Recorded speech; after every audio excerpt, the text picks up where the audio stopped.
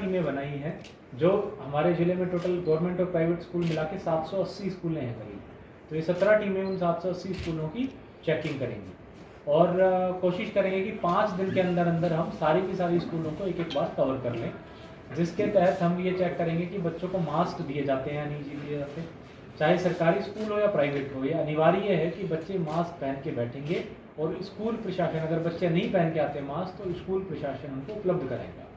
तो मास्क पहनना एक चीज़ देखेंगे, सैनिटाइजर्स का इस्तेमाल हो रहा है नहीं हो रहा वो देखेंगे, तो सोशल डिस्टेंसिंग होनी चाहिए। ये सारी चीज़ें देख करके जहाँ जहाँ भी गलतियाँ पाई जाएंगी वहाँ पे फिर हम उनको स्कूल प्रशासन को नोटिस देंगे, डिजास्टर मैनेजमेंट एक्ट में भी और आईपीसी में भी। इसके अलावा जितने भी हमारे आजकल काफ़ी सोशल फंक्शन आयोजित होते हैं, चाहे वो शादियाँ हों, मैरिजेस हों, या आने वाले अब होली का समय है तो होली मिलन के काफ़ी सारे कार्यक्रम आयोजित होने हैं। पीछे शिवरात्रि थी, इसके आने वाले समय में नवरात्रि आएंगे, फिर बैसाखी आएगी। तो जितने भी सोशल फंक्शंस हैं इसमें विशेष रूप से आयोजक की जिम्मेदारी रहेगी कि कोविड रिलेटेड प्रोटोकॉल्स निश्चित रूप से फॉलो हों। अगर नहीं होंगे तो ये हमारी 17 टीमें जा जाके वहाँ पे चालानिंग करेंगी और वहाँ पे उनके खिलाफ कार्रवाई भी करेंगी। चालानिंग पे हम विशेष रूप से फोकस करेंगे। सभी टीम्स को बाकायदा मैं कहूँगा टारगेट्स दिए गए हैं कि उन्होंने रोड पे खड़े रहना है पूरे टाइम, लोगों को चालानिंग करनी है, फंक्शंस में भी जाना है। सैम्पलिंग पे हम जोर दे रहे हैं, लगभग 2000 टेस्ट हम आज की डेट में दिन में कर रहे हैं। कोशिश करेंगे इसको बढ़ा के 2500 से 3000 तक लेके जाएं। अगला हमारा फोकस वैक्सीनेशन है। जिले में लगभग 51,000 लोगों को टीका कोरोना का लग चुका है और अब हमारा जो फोकस है वो सीनियर सिटीजन्स हैं, यानी 60 साल से ऊपर के जो लोग हैं। सोमवार को, हर सोमवार को वैक्सीनेशन डे मनाया जाएगा, जिस दिन पूरी कोशिश रहेगी कि ज़्यादा से ज़्यादा सीनियर सिटीजन्स को टीके लगें। तो इस सिलसिले में हमने जो पिछला सोमवार गया इसको 10,500 टीके लगाए थे। इवन कल बृहस्पतिवार को भी 9,500 टीके हमने लगाए हैं सीनियर सिटीजन्स को। तो एक तो मेरी सभी लोगों से आग्रह रहेगी कि लगभग 70 से अधिक हमने सरकारी केंद्रों पे, स्वास्थ्य केंद्रों पे वैक्सीनेशन सेंटर बनाए हैं, 20 के करीब प्राइवेट सेंटर्स भी हैं। तो इन सब जगह जो भी 60 साल से ऊपर का हो तुरंत कोरोना की डोज लेके जाए। साइंटिफिकली प्रूवन है, सब लोगों ने लगा लिया है, माननीय प्रधानमंत्री जी ने भी, सभी लोगों ने, हमने खुद भी वैक्सीन लगाई है, पूरी तरह से सुरक्षित है, इसमें किसी भी प्रकार से डरने की आवश्यकता नहीं है। इसके अलावा एक जो नई चीज़ है वो अभी चूँकि प्रोक्योरमेंट का सीज़न शुरू होने वाला है, फसल को खरीद का सीज़न शुरू होने वाला है, तो उसमें एक तो मैं सब लोगों से आग्रह करूंगा जो किसान भाई हैं कि मेरा फसल मेरा ब्यौरा पोर्टल पे अपना की फसल की रजिस्ट्रेशन करवा दे। पोर्टल दोबारा से खोला जा रहा है, अगर उसमें कोई भी किसान अगर रजिस्ट्रेशन नहीं कराता है तो उसकी फसल की खरीद नहीं की जाएगी या सबसे अंत में की जाएगी, उसको परेशानी भुगतनी पड़ेगी। इसके अलावा सरकार का जो है इस बार कॉल भी है कि किस स्मूथ तरीके से प्रोक्योरमेंट करनी है और जो किसान है सीधा उनके खाते में पैसे डालने हैं, तो प्रशासन उसके लिए पूरी तरीके से तैयार है। अब कुछ महत्वपूर्ण जो प्रोजेक्ट्स हैं जो करनाल ज़िले के हैं, जो या तो शुरू किए गए हैं या कंप्लीशन के कगार पे हैं, उसके बारे में मैं बता दूं। एक तो ईस्टर्न बाईपास हमारा प्रपोज है जो कि करण लेक्स के करीब से निकल के और फिर जो कुंजपुरा साइड से होता हुआ वापस से मधुबन जा करके मिलेगा और मधुबन से भी आगे मुनक रोड को टच करेगा।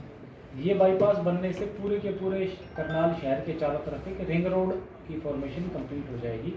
इसका detailed project report national highway ने बना ली है और स्टेट गवर्नमेंट ने हाल ही में हफ्ते पहले ही उस पर अपनी स्वीकृति दे दी है। नेशनल हाईवे ने ये प्रोजेक्ट अपने हेड ऑफिस भेजा है। उम्मीद है कि हफ्ते 10 दिन में उसका अप्रूवल होने के बाद भूमि अधिग्रहण की प्रक्रिया शुरू हो जाएगी और उम्मीद है कि जून तक जो है इसका कार्य भी धरातल पे शुरू हो जाएगा। करनाल, सभी करनाल वासियों के लिए एक बड़ी सौगात होगी। लगभग 1500 से 1600 करोड़ इसकी खर्चा आने की उम्मीद है। इसके अलावा एक आरआरटीएस कॉरिडोर जो है, दिल्ली से करनाल आरआरटीएस कॉरिडोर है। अभी हफ्ते 10 दिन पहले एनसीआर ट्रांसपोर्ट कॉरपोरेशन की एक टीम के साथ मेरी बैठक हुई थी और उसमें जो आरआरटीएस कॉरिडोर है उसके पे डिटेल चर्चा हुई। उन्होंने वो कॉरिडोर पहले सिर्फ पानीपत तक लिमिटेड था, उसके बाद जो है उसको करनाल में माननीय मुख्यमंत्री जी के प्रयासों के द्वारा बढ़ाया गया है। तो उन्होंने जो ट्रांसपोर्ट कॉरपोरेशन है, एनसीआर ट्रांसपोर्ट कॉरपोरेशन, उन्होंने लैंड सर्वे का काम पूरा कर दिया है। प्राइमरीली 3 स्टेशन उसके प्रपोज्ड हैं। पानीपत तक, तो दिल्ली से पानीपत 17 स्टेशन थे, पानीपत से करनाल 3 स्टेशन प्रपोज्ड हैं। एक तो घरौंडा में स्टेशन बनेगा, एक करनाल शहर के साउथ में बनेगा जो मधुबन साइड होगा, और आखिरी स्टेशन होगा बलडी बाईपास पे करनाल नॉर्थ। और ये मेट्रो से लगभग काफ़ी इसकी जो एवरेज स्पीड आएगी वो 100 किलोमीटर्स पर आएगी, जो किलोमीटर्स पर आर आएगी। मेट्रो की, दिल्ली मेट्रो की स्पीड अभी एवरेज 30 से 40 किलोमीटर पर आवर आती है। तो ये इससे जो दिल्ली की जो डिस्टेंस है वो लगभग 1 से डेढ़ घंटे में हम जो है पूरी कर सकते हैं। तो ये भी अगेन शहरवासियों के लिए एक बड़ी अच्छी सौगात निकल के आएगी। जो हमारी शुगर मिल है लगभग 270 करोड़ से उसका रेनोवेशन का और उसकी कैपेसिटी बढ़ाने का कार्य प्रगति पे था, वो कार्य लगभग पूरा हो गया है। हमारी कोशिश है कि 30 मार्च से यानी इसी महीने से उसका ट्रायल हम शुरू कर दें और लगभग 15-20 दिन के ट्रायल के बाद फिर उसका माननीय मुख्यमंत्री जी के द्वारा उद्घाटन कराएंगे। इस एरिया के, न केवल करनाल जिले के बल्कि इस एरिया के सभी गन्ना उगाने वाले जो किसान हैं उनके लिए एक बड़ी सौगात साबित होगी, क्योंकि इससे मिल की capacity 2200 ton crushing per day से बढ़कर के 3500 यानी लगभग 1.5 गुना इसकी कैपेसिटी हो जाएगी। इसके अलावा वहाँ बिजली बनाने का संयंत्र भी लगेगा और काफ़ी सारी सुविधाएं भी, उसके अंदर की सारी सड़कें बनाई जा रही हैं, सारी सुविधाएं जो उसमें शुगर मिल में दी जाएगी। मेरठ रोड की जो 4 लेनिंग का 6 लेनिंग और 4 लेनिंग का कार्य है वो प्रगति पे है। हमारी पूरी कोशिश है कि जो इसका डेडलाइन है फरवरी 2022 उस तक हम कंप्लीट कर दें कार्य को। नंगला मेघा चौक पे एक बात आई थी कि वहाँ पहले फ्लाईओवर प्रपोज नहीं था, वो भी हमने सरकार से मंजूर कराया है कि वहाँ पे फ्लाईओवर दिया जाएगा ताकि आसपास के 10, 12, 15 गांव हैं उनको इसका एडवांटेज हो सके।